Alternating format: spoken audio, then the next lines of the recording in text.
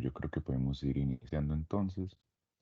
Muy buenas noches para todos. Yo soy Juan José Trigo Ruiz. Soy estudiante de sexto semestre. Actualmente pertenezco a Interneuron y soy el coordinador del Comité de Neurocirugía. Hoy vamos a hablar sobre una enfermedad que es muy rara, pero la verdad es muy interesante. Vamos a hablar un poquito del síndrome de Susak. Entonces vamos a iniciar hablando del contenido. Vamos a hablar un poco de la historia, de la definición. Pasamos a la epidemiología, la histofisiopatología, cuáles son las manifestaciones clínicas más típicas, cuál es, digamos, el diagnóstico, cuáles son los criterios diagnósticos y cuáles son las ayudas diagnósticas que nos pueden permitir llegar a este diagnóstico. Y por último, vamos a hablar un poco del tratamiento. Entonces vamos a iniciar con la historia. Tiene una historia, la verdad, muy interesante. Todo nace pues con el doctor John Susak, el cual fue un neurólogo y un neurooftalmólogo el cual en 1975 atendió a una mujer que contaba con una triada clínica de síntomas muy específicos y muy particulares.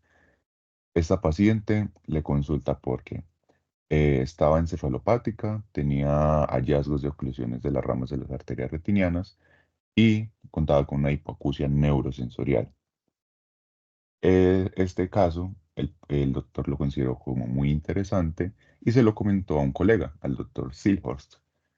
Este colega en unos meses le remitió una paciente que contaba con los mismos hallazgos clínicos. Entonces, estos dos doctores decidieron publicarlo en el Journal de Neurology de la Academia Americana de Neurología con el nombre de la microangiopatía de cerebro y retina. Eso fue una publicación que realizaron en 1979. A partir de ahí, esta enfermedad toma el nombre del síndrome de Susak porque el doctor John Susak se encargó de ir a cada congreso de neurología, neurooftalmología o propiamente oftalmología a hablar sobre la patología. Entonces, en uno de estos congresos lo nombraron como el síndrome de Susak. Algo curioso que llama la atención de este doctor, que es, la verdad, pues es muy interesante, es que como pueden observar en la imagen de la derecha, él siempre asistía a los congresos con esa corbata y esa corbata es muy especial porque tiene impresos varios cuerpos callosos con los hallazgos típicos del síndrome de Susak, que ya más adelante vamos a hablar de ellos, pero pues es algo como interesante para mencionarlo. Entonces ya hablando como tal de la definición del síndrome de Susak, entonces anteriormente se le clasificaba como una microangiopatía, pero actualmente se le subclasificó como una microangiopatía, pero en especial una endoteliopatía. Esto vamos a hablar más adelante del por qué, pero es por su fisiopatología. Entonces, como tal, el síndrome de Susak es una enfermedad que genera una oclusión autoinmunitaria de los microvasos en el cerebro, la retina y el oído interno. Cuenta o cursa generalmente con una triada clínica, la cual es una disfunción en el sistema nervioso central, principalmente una encefalopatía, las alteraciones visuales causadas por oclusiones de las ramas de la arteria retiniana, o como generalmente se le conoce como PRAO, pues las alteraciones visuales, y la pérdida auditiva neurosensorial, que es la hipoacusia neurosensorial. Esta triada clínica puede aparecer de manera simultánea o de manera sucesiva. Entonces es algo que a tener en cuenta que más adelante pues lo vamos a volver a mencionar. Entonces ya hablando de la epidemiología, desde 1975 que el doctor John Susak se encontró con la primera paciente, únicamente se han reportado 500 casos en todo el mundo. Esto ha sido a manera de reportes de casos o series pequeñas de casos. Y un dato como relevante es que este síndrome tomó relevancia porque la esposa de Mark Anthony sufría esta enfermedad.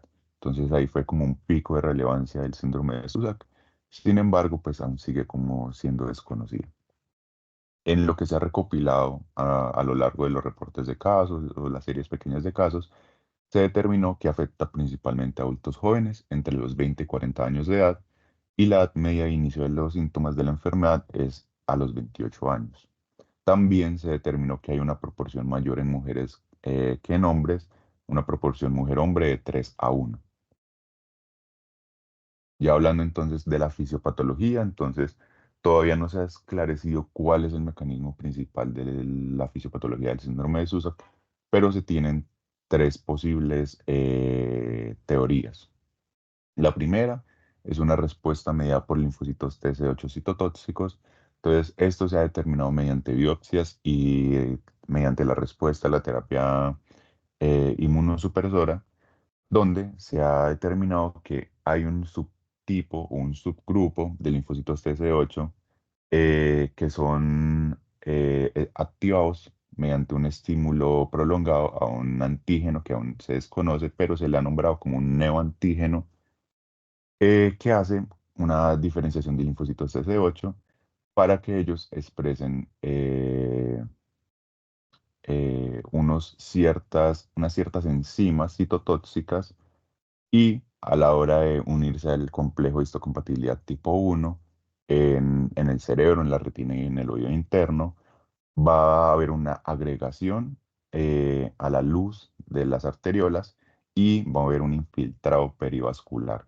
Entonces, lo que se ha determinado hoy es que cuando los linfocitos T llegan a esas zonas, se unen a estos complejos, va a haber una polarización de los gránulos que contienen las enzimas citotóxicas y por lo tanto va a generar un efecto de apoptosis y genera un engrosamiento de las paredes del endotelio.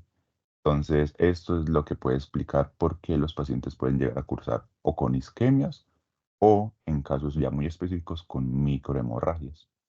Entonces, este es como el papel más estudiado, es el papel que tiene más evidencia y es la teoría que tiene como más peso científico. Ya tenemos otra teoría, la segunda teoría, que es la medida por anticuerpos antiendoteliales, las AECA, que esta solamente se ha determinado en el 25% de los pacientes y simplemente lo que se ha detectado es que hay unos estímulos antigénicos que hace que haya una expresión de anticuerpos antiendoteliales, los cuales van a llegar hasta los sitios de daño, cerebro, oído, interno y retina, y van a hacer una presentación antigénica y van a generar una respuesta celular. Esto también, digamos, está relacionado con la respuesta de linfocitos TC8. Entonces no se sabe bien si primero fue la respuesta de producción de anticuerpos antiendoteliales o primero fue toda esta parte de la expansión clonal de los linfocitos TC8. Entonces no se sabe bien cuál es cuál fue primero, cuál fue segundo, pero la que tiene más peso es la que ya hemos mencionado, los linfocitos TC8.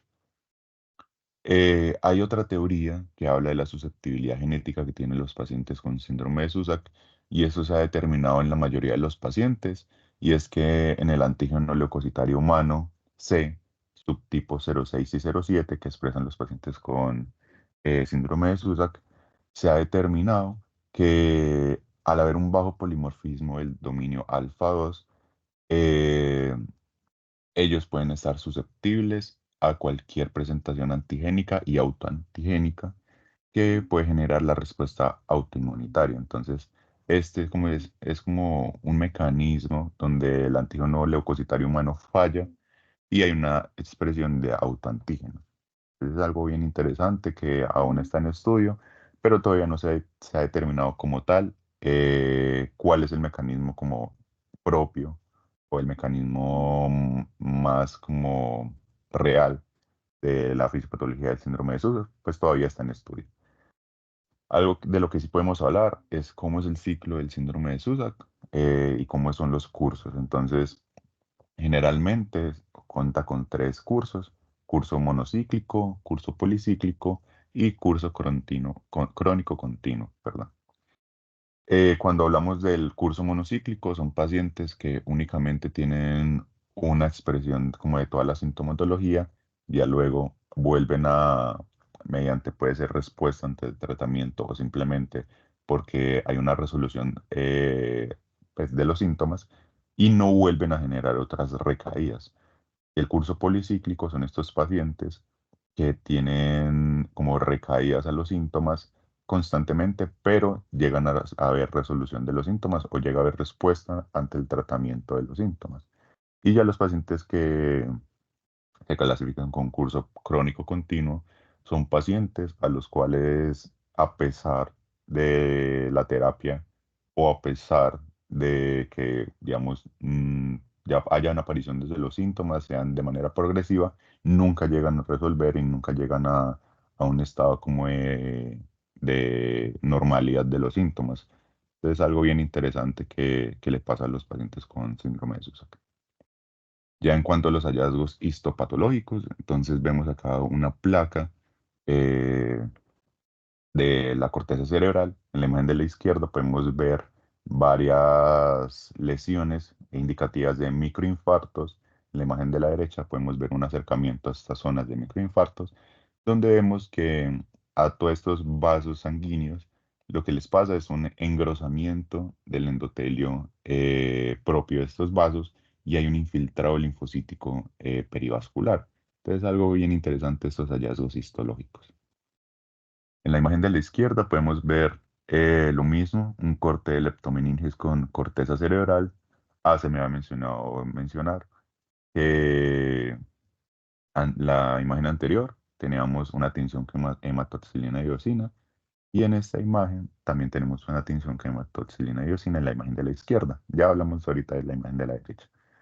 Entonces, en esta imagen de la izquierda lo que podemos observar son zonas de microhemorragias con engrosamiento del endotelio y se llega a percibir un edema perivascular alrededor de estos vasos sanguíneos. Entonces, es algo como que aún como tal no se sabe cuáles son los hallazgos histológicos que son determinantes para el síndrome de Susak, pero principalmente lo que vemos es un engrosamiento del endotelio eh, arterial. Y en la imagen de la derecha podemos ver mediante técnicas de inmunohistoquímica una, una acercamiento a la placa de la izquierda donde podemos observar que alrededor del endotelio vascular hay un infiltrado perivascular de linfocitos, perdón. En este caso, el linfocitos TCD3, pero generalmente ya lo como hemos mencionado, son linfocitos TCD8. En este caso, pues es un infiltrado de linfocitos TCD3 en un paciente con síndrome de Susak. Ya en estas placas lo que podemos observar es una microscopía electrónica, donde en la imagen A podemos observar el engrosamiento del endotelio vascular. En la imagen B se describe como un infiltrado perivascular de linfocitos. Y en la imagen C y D lo que determinan o lo que hallaron estos patólogos fueron engrosamiento del endotelio perivascular, infiltrado perivascular del endotelio vascular, infiltrado perivascular de linfocitos, de macrófagos que contenían lípidos y de colágeno. Entonces vemos las bolitas de la imagen D, estas bolitas blancas que pareciera como que no hubiera nada. Estos son los macrófagos que contienen los lípidos y podemos observar el engrosamiento de la pared vascular y del endotelio vascular, perdón, y vemos también el infiltrado perivascular. Entonces ya hablando como tal de toda la parte clínica y de todo lo que nos podemos encontrar como tal en el paciente con síndrome de Susak, entonces la triada clínica únicamente se completa en el 13 al 30% de los pacientes en el inicio de la sintomatología. Entonces es algo a tener en cuenta porque a la hora de hacer el diagnóstico, esto nos puede sacar, digamos, nos puede orientar hacia otro diagnóstico si el paciente no cuenta con toda la triada clínica o nos hace, digamos, sospechar mediante la aparición, digamos, mientras hay aparición de esta triada clínica completa, ir pensando en otros diagnósticos diferenciales o ir como modificando la terapia eh, con corticosteroides, que más adelante vamos a hablar de ella, para ir enfocando el paciente con síndrome de Susak a pesar de no contar con toda la triada clínica. Entonces, ya hablando propiamente de esta triada clínica, entonces los pacientes cuentan con encefalopatía, alteraciones visuales e hipoacusia neurosensorial. Entonces, ya vamos a hablar un poco de cada uno. Entonces, todas las manifestaciones del sistema nervioso central se dan en 2 tercios de los pacientes con síndrome de Susak Generalmente son pacientes que debutan con cefaleas tipo migrañas, sin aura, que se ve, se ha visto en el 80% de los casos. Esta parte del deterioro cognitivo progresivo, que se ha visto en el 48 al 64% de los pacientes, se manifiesta como un déficit en la memoria, una pérdida de la concentración y una disfunción ejecutiva. Vemos que hablan mucho de encefalopatía, pero ¿cómo se ve esta encefalopatía? Generalmente son pacientes que llegan con confusión, con desorientación, que pueden llegar a tener cambios en la conducta, que pueden estar cursando un estado deliriogénico, pueden llegar apáticos o inclusive, así ya en estadios más avanzados, pueden llegar con un estado de alerta disminuido. Como vemos en la fisiopatología, pueden llegar a haber zonas de isquemia o de microhemorragias. Entonces es muy común que los pacientes pueden llegar focalizados. Pueden llegar afásicos, pueden llegar con algún déficit motor o sensitivo, o si ya el territorio vascular comprometido es muy grande, pueden llegar atáxicos y compromete alguna de estas zonas encargadas del movimiento y de la coordinación del movimiento. Ya en cuanto a las manifestaciones oftalmológicas, entonces principalmente son pacientes que se quejan de fotopsias, de escotomas centellantes, que a diferencia de los escotomas normales, no son manchas negras, sino son manchas lúcidas, generalmente en un patrón de arco iris, que los pacientes así lo manifiestan, como si ven, no, veo como un arco iris en el centro de mi vista. Entonces, eso lo podemos encontrar mediante la campimetría óptica y mediante técnicas ya de, de oftalmología. Entonces, pues también nos podemos llegar a encontrar con defectos campimétricos, ya sea una hemianopsia o una maurosis pues, de completa del ojo en estadios más avanzados. Son pacientes que obviamente van a cursar con disminución de la agudeza visual por estas oclusiones de las arterias retinianas.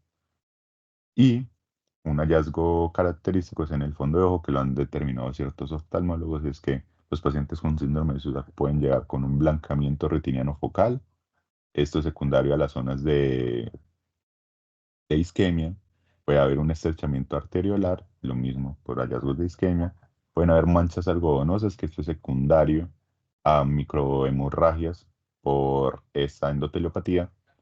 Puede haber hiperemia o en su caso puede haber palidez en el disco óptico, ya sea por neovascularización secundaria a estas isquemias de las arterias retinianas, de la arteria retiniana, perdón, o ya la palidez por la oclusión completa de la arteria retiniana y no hay neovascularización.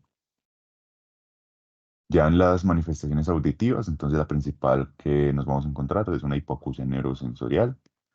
Esta va a ser secundaria a un infarto en el ápice coclear y puede ser ya sea unilateral, bilateral, puede ser fluctuante o progresiva en el tiempo y generalmente son pacientes que se nos van a quejar que, pues, digamos, que ellos no escuchan, perdón, principalmente frecuencias bajas, medias, pero pueden llegar a escuchar frecuencias altas, ya sean sonidos agudos o sonidos muy fuertes, muy altos. Entonces es algo como bien típico de estos pacientes, esa hipoacusia a frecuencias bajas o medias, y ya en casos muy avanzados esto puede llegar a progresar hasta una sordera pues ya del oído. Otros síntomas que nos podemos encontrar en los pacientes es tinnitus, vértigo, nistagmos y puede llegar a inclusive a una disfunción vestibular en pacientes ya más complejos y con una sintomatología más avanzada. Entonces, ¿cuáles son los criterios diagnósticos para definir si el paciente tiene o no síndrome de Susak? Entonces, se determinó que los pacientes deben cumplir estos tres criterios con todos sus subcriterios para pensar en un diagnóstico probable de síndrome de Susak. Si llega a incumplir uno de los subcriterios o ya como tal un criterio, se descarta el diagnóstico de síndrome de Susak y se comienza a buscar otro posible diagnóstico. Entonces, ¿cuáles son los criterios como tal y cuáles son los subcriterios? Entonces, los criterios es que haya que haya una alteración o haya como una relación o un defecto cerebral, retiniano o vestíbulo coclear. Con los subcriterios de, por ejemplo, la implicación cerebral, de hallazgos clínicos o sintomáticos de un nuevo déficit cognitivo, cambios en el estado de humor, una nueva focalización neurológica y nuevas cefaleas tipo migraña que antes el paciente nunca refirió. Esta implicación cerebral también tiene que estar acompañada de hallazgos imagenológicos, generalmente hallazgos en la resonancia magnética nuclear, que se ven como hiperintensidades multifocales en forma redonda. Al menos una de ellas tiene que estar en el cuerpo calloso, en la secuencia T2 o FLAIR, pero esto ya más adelante lo vamos a mencionar. En las implicaciones retinianas, entonces generalmente los síntomas y las manifestaciones clínicas puede que no estén presentes en los criterios diagnósticos, inclusive los mencionan, que puede que no tengan, no son, digamos, no requieren de esta sintomatología o estos hallazgos clínicos para que haya una implicación retiniana. Lo que sí debe haber es una examinación oftalmológica mediante una tomografía pues, óptica contrastada o el examen, digamos, el gol estándar para hallar estos daños isquémicos o hemorrágicos es una angiografía con fluorescencia pues, de las arterias retinianas. Entonces ahí debemos hallar estas estrecheces o oclusiones de las ramas de la arteria retiniana que son muy típicas pues, del síndrome de Suzuki. Entonces es algo que debemos tener en cuenta. Ya lo que podemos hallar a nivel vesíbulo-coclear es obviamente la aparición de síntomas y hallazgos clínicos, en este caso un nuevo tinnitus, una nueva pérdida auditiva o un nuevo vértigo periférico. Ya en cuanto a la examinación de esta función del oído, entonces nos tenemos que determinar mediante un Rinne y un Weber si el paciente sí está cursando o no con una hipoacusia neurosensorial y ya en casos donde tengamos los dispositivos hacerle una, un audiograma para determinar si el paciente cursa o no con una hipoacusia neurosensorial. Ya si tenemos síntomas relacionados con el vértigo, obviamente debemos determinar si el paciente, mediante las técnicas pues, y las maniobras indicativas de vértigo, entonces determinar si el paciente cursa o no con un vértigo periférico. Entonces ya como habíamos mencionado, el paciente debe cumplir todos estos tres criterios con sus subcriterios para determinar que el paciente sí está cursando con un síndrome de SUSAR y si no lo hace, se piensa más en un diagnóstico diferencial. Entonces ya comenzamos con toda la parte de hallazgos imagenológicos. En la imagen de la izquierda podemos encontrarnos, perdón, con un corte sagital en una secuencia T1, donde el paciente tiene múltiples lesiones hipointensas a lo largo de todo el tronco del cuerpo calloso, inclusive llegando pues, a la zona posterior de la rodilla del cuerpo calloso. Estas lesiones son las que generalmente se conocen como un patrón en bola de nieve que en la imagen de la derecha, que es el mismo paciente, solo que en un corte axial con una secuencia T2, vemos cómo en este corte axial la distribución de las bolas de nieve ya es, primero, ya son lesiones hiperintensas y se determina pues, en diferentes partes del cuerpo calloso. Es algo muy importante de esta enfermedad es que toda la parte de afectación del parénquima cerebral se da principalmente en el cuerpo calloso. Es algo que lo diferencia de múltiples enfermedades, es algo donde vamos a encontrarnos los hallazgos típicos. Entonces tenemos que tener en cuenta el paciente con lesiones en el cuerpo calloso que parecen bolas de nieve o son bolas sequías, determinar y pensar que estamos probablemente frente a un paciente con síndrome de Sjögren. En estas imágenes, entonces tenemos varias imágenes, entonces nos vamos a detener una por una y vamos a, pues, a hablar de cuáles son los hallazgos que encontramos en cada imagen.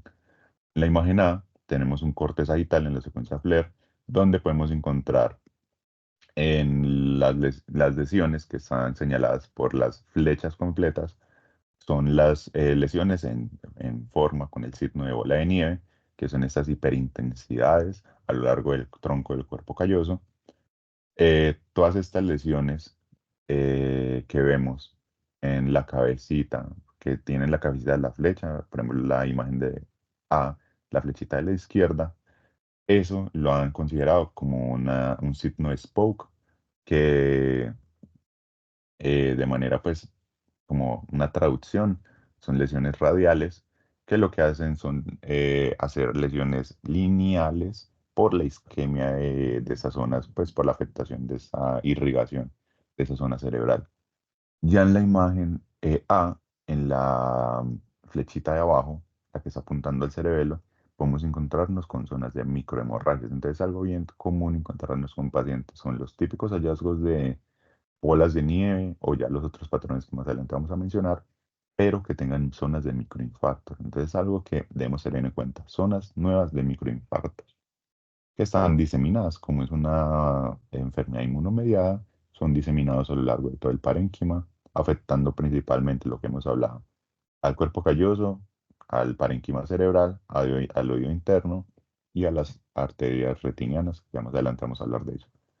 En la imagen B podemos ver un paciente con un corte sagital en la secuencia T1, donde podemos encontrar ya son agujeros en el cuerpo calloso, entonces vemos la diferencia entre la imagen A. Disculpen acá, voy a poner el puntero. Entonces vemos acá todas estas lesiones que son en hiperintensidades, que son secundarias a estas zonas de isquemia. Ya cuando hay una afectación grave de como tal de el endotelio que está adyacente al cuerpo calloso, entonces puede llegar puede llegar a haber una afectación ya estructural del cuerpo calloso, generándole estos agujeros que son el hallazgo más patognomónico del síndrome de Sousa, que son los agujeros o los holes en el cuerpo calloso. Entonces, esto es algo importante tener en cuenta. En la imagen C, lo que podemos observar son las hiperintensidades a lo largo del tronco del cuerpo calloso. Lo mismo es un corte sagital. Eh, Esto pues no tiene más hallazgos pues diferentes a lo que ya hemos mencionado. Ya en la imagen D tenemos un hallazgo ya también muy patognomónico del síndrome de Sousa, que es el collar, el signo del collar de perlas, que esto lo vamos a encontrar a lo largo de toda la cápsula interna. Aquí vemos todas estas hiperintensidades que están sobre la cápsula interna. Ahí lo pueden observar. Ya en la imagen E, lo que vemos son zonas de microinfartos adyacentes al puente y sobre el puente cerebral. Y también lo que podemos, perdón, al puente, sí, al puente, no es cerebral, perdón. Y vemos también zonas de microinfartos en todo ese territorio del cerebelo. En la imagen F, G y H, lo que podemos observar son la diseminación de microinfartos a lo largo de todo el parénquima cerebral, afectando tanto el cerebelo como tal la corteza y todas las circunvulaciones. Entonces vemos cómo hay afectación aquí diseminada. Y en la imagen F podemos encontrarnos con la hiperintensidad en el tronco del cuerpo calloso, que es el patrón en bola de nieve.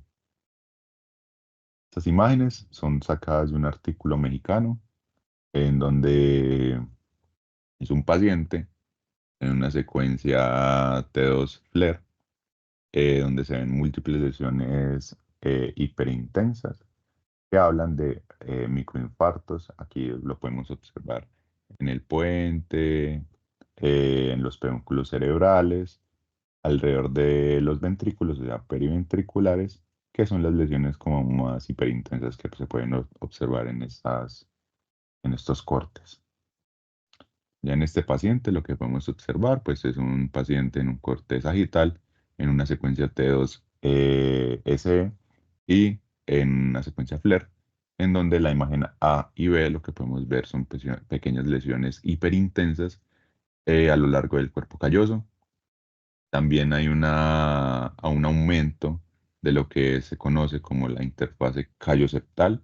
En la imagen B lo podemos observar. Y ya en la imagen C y D lo que podemos ver son lesiones hiperintensas de predominio central en el cuerpo calloso. Entonces vemos pequeñas lesiones. Acá, por ejemplo, está posterior a la rodilla del cuerpo calloso. Y acá en este corte coronal, lo que podemos observar a la derecha del cerebro del paciente, son dos lesiones hiperintensas en el recorrido del cuerpo calloso. Estas imágenes lo que nos están mostrando son las típicas lesiones en una secuencia FLAIR, la imagen de la izquierda, y T2 por difusión, la imagen de la derecha, las típicas lesiones en el cuerpo calloso y las lesiones eh, periventriculares y talámicas de las lesiones en el cuerpo calloso, en el secundarias, perdón, a los microinfartos. Entonces en la imagen A podemos ver esas hiperintensidades que dan en el cuerpo calloso y adyacentes a los ventrículos. En esta imagen B podemos ver la típica imagen el típico patrón, perdón, en bola de nieve. Ya en cuanto a los hallazgos en la geografía por fluorescencia o por fluoresceína, lo que podemos observar son zonas de engrosamiento de las paredes arteriolares de las ramas de la arteria retiniana, perdón, y lo que podemos ver son estas hiperintensidades o hiperfluorescencias, como ellos hablan en estos exámenes, las hiperfluorescencias de las paredes de las arterias retinianas. Esto puede estar acompañado de isquemia en esas zonas de hiperfluorescencias. Ya en la imagen B, lo que podemos observar son oclusiones totales de las ramas de la arteria retiniana. En la imagen C podemos observar en estos engrosamientos de estas paredes arteriolares, podemos observar también que hay unas microhemorragias adyacentes a todo este daño arteriolar. Acá podemos observar una pequeña lesión por isquemia probablemente, donde hay un engrosamiento de toda esta zona de la pared arteriolar. Ya en la imagen D podemos encontrarnos con todos los hallazgos que hemos mencionado en la imagen A, B y C. Entonces podemos ver zonas donde ya hay oclusión completa de las ramas de la arteria retiniana, hay fluorescencias, hiperfluorescencias de la pared de estas arterias. Podemos ver zonas donde hay ya extravasación de sangre, pues secundario a microhemorragias, y también acá pues las hiperfluorescencias. Entonces en estas dos imágenes lo que podemos observar ya son hallazgos de isquemia en la imagen blanca, ya por oclusión completa de las arterias, de estas ramas de la arteria retiniana, y las hiperfluorescencias de las paredes de estos vasos, de esos vasos sanguíneos, perdón. Y en la imagen de la derecha vemos lo mismo, la hiperfluorescencia de las paredes de eh, las arterias retinianas. Les puse varias imágenes como para repetir y repetir para llegar a la comprensión y a la interiorización para hacer la recordación. Y lo que podemos observar en la imagen A son estas zonas donde hay oclusión completa de la arteria retiniana, zonas donde hay eh, borramiento de toda esta estructura y todo el recorrido de la arteria retiniana que puede estar indicando una oclusión temprana. Y ya en la imagen B podemos observar zonas donde hay hiperfluorescencia del recorrido de la de las ramas de la arteria retiniana que pueden ser secundarias al engrosamiento o a posibles microhemorragias secundarias. Aquí sí podemos observar un engrosamiento típico ya con isquemia periférica a las arterias, a todo el recorrido arterial afectado. En la imagen C podemos observar en la flechita, en esta flechita, perdón, una zona donde hay una microhemorragia secundaria probablemente a la afectación del endotelio, y acá una hiperfluorescencia, acá también y acá también, por engrosamiento de las paredes arteriolares que pueden llegar a la isquemia, como vemos aquí en esta imagen, donde ya hay una oclusión casi completa de la arteria retiniana. Y ya en la imagen de lo que podemos ver son estrechamientos ya muy precoces de la arteria retiniana, de las ramas de la arteria retiniana. ¿Listo? Entonces voy a quitar aquí el puntero. Entonces ya tenemos otras ayudas, que son ayudas complementarias a todas estas técnicas que vimos, la resonancia magnética y la angiografía por fluorescencia. Podemos tener la tomografía por coherencia óptica, de coherencia óptica, que estos hallazgos ya son muy específicos, entonces es más como dejárselos al oftalmólogo.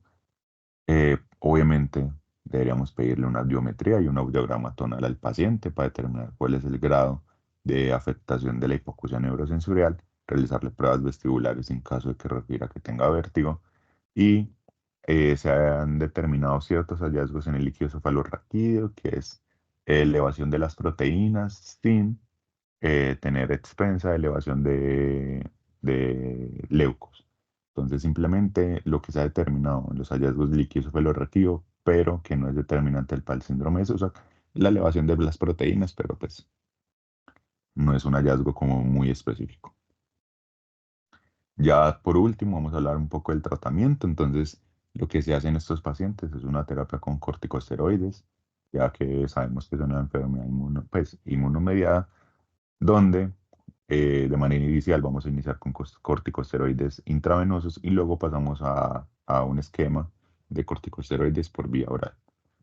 En pacientes donde hay una afectación retiniana de inicio, aparte del uso de corticosteroides, podemos agregarles inmunoglobulinas intravenosas, pero ya más adelante vamos a hablar de eso en un esquema que proponen para el manejo de los pacientes con síndrome de Susa, que ya más adelante vamos a hablar de ello. Se puede agregar terapia inmunosupresora en pacientes en específico, por ejemplo, en pacientes con casos graves donde la afectación, la triada clínica se manifiesta de manera muy aguda con pérdida muy grave de todas esas capacidades funcionales del paciente, donde el paciente puede llegar ciego, sordo, encefalopático. Entonces, en esos casos podemos utilizar terapia inmunosupresora con rituximab. El micofenolato de mofetilo se puede utilizar como terapia de mantenimiento en los pacientes que llegan como eh, muy agudizados de sus síntomas o que no responden a la terapia con corticosteroides. Ya la ciclofosfamida intravenosa se puede utilizar en casos donde los pacientes no respondan a todas estas terapias que anteriormente hemos mencionado o que sean recurrentes graves a tener recaídas. Ya en casos donde el paciente llega demasiado afectado por la sintomatología del síndrome de Susak, se puede llegar a considerar el uso de la plasmaféresis. Por eso ya son en pacientes muy específicos, muy graves. Obviamente, a todo paciente con uso prolongado de corticosteroides se le tiene que hacer profilaxis y monitoreo de los efectos adversos por el uso por la exposición constante, perdón, a los corticosteroides. Entonces, obviamente, debemos estar pendiente de eso. Y ya se puede hacer tratamientos específicos según la afectación. Por ejemplo, en la retinopatía se puede hacer el uso de antiangiogénicos, se puede hacer fotocoagulación o para la hipoacusia se pueden utilizar corticoides, perdón, intratimpánicos o implantes cocleares para mejorar esta hipoacusia. A todos los pacientes con síndrome de Susak se le tiene que hacer seguimiento estrecho con resonancia magnética o con angiografía por fluoresceína, la campimetría y la audiometría para hacer el ajuste de tratamiento por toda esta parte del uso de corticosteroides de manera prolongada o la terapia inmunosupresora de manera prolongada. Una recomendación que nos hablan, ya por último, de esta terapia inmunosupresora es que apenas el paciente logre la remisión de los síntomas, se debe hacer una reducción lentamente de estos inmunosupresores y digamos, una aclaración es que se recomienda mantener la terapia de mantenimiento durante al menos 2 años después de la aparición de los síntomas. Esto todavía está en estudio porque hay unos profesionales, unos especialistas, que lo que hacen es apenas el paciente remita los síntomas, se dejan únicamente por unos días o por unas semanas con terapia corticosteroides para no estar tan expuestos a los efectos adversos del uso prolongado de corticosteroides. Entonces es algo que aún está en uso, pero lo que recomiendan en la evidencia científica y en lo que yo encontré es una terapia de mantenimiento por lo menos 2 años después de la aparición de los síntomas. Ya este esquema, ya finalizando la charla, lo que nos podemos encontrar es un esquema donde nos hablan desde el diagnóstico, la parte del tratamiento y ya las recomendaciones puntuales. Entonces comenzamos con el diagnóstico, la triada típica, encefalopatía, pérdida de la audición, la hipoacusia neurosensorial y BRAO, que son las oclusiones de las ramas de la arteria retiniana. Si no cumple con toda la triada, entonces debería tener al menos los hallazgos en la resonancia magnética en el cuerpo calloso o en la angiografía con hiperfluorescencia, estas zonas de isquemia o la hiperfluorescencia en las paredes por el engrosamiento del endotelio. Ya como tal en el tratamiento, entonces se le hace prevención primaria con aspirina a todos los pacientes por el riesgo latente que tienen a presentar isquemias. Y se le hace el monte o se le monta toda la terapia corticosteroides con metilprednisolona intravenosa o ya la prednisolona eh, parenteral, perdón, sí, intravenosa. Ya lo que podemos ver en pacientes con una encefalopatía ya grave o una afectación de la parte visual o la pérdida auditiva es el uso de ciclofosfamida intravenosa o el uso de inmunoglobulina intravenosa. Ya de otra cosa que podemos hablar es la terapia de mantenimiento, en donde generalmente se hace con corticosteroides, prednisolona, o como ya lo habíamos mencionado, con el micofenolato de mofetilo. Tenemos que estar monitorizando la respuesta a la terapia de mantenimiento, ya sea que esté empeorando la encefalopatía, que tenga nuevos hallazgos en la resonancia magnética, que tenga nuevos efectos visuales, que tengan nuevas apariciones de afectación oclusiva de las ramas de la arteria retiniana o que tenga una nueva pérdida pues, de la audición en el oído pues, opuesto a donde lo estemos viendo o pues ya si es afectación bilateral pues que haya una nueva pérdida o un empeoramiento de esa pérdida auditiva. Y ya ahí lo que podemos hacer es recurrir a terapias más agresivas en caso de que el paciente no esté respondiendo a la terapia de mantenimiento, donde se puede utilizar pues inmunoglobulina intravenosa, la ciclofosfamida, la terapia inmunosupresora o ya el uso pues de medidas específicas de cada lugar de la afectación. Y nada, muchísimas gracias por asistir a la charla y espero que les haya gustado.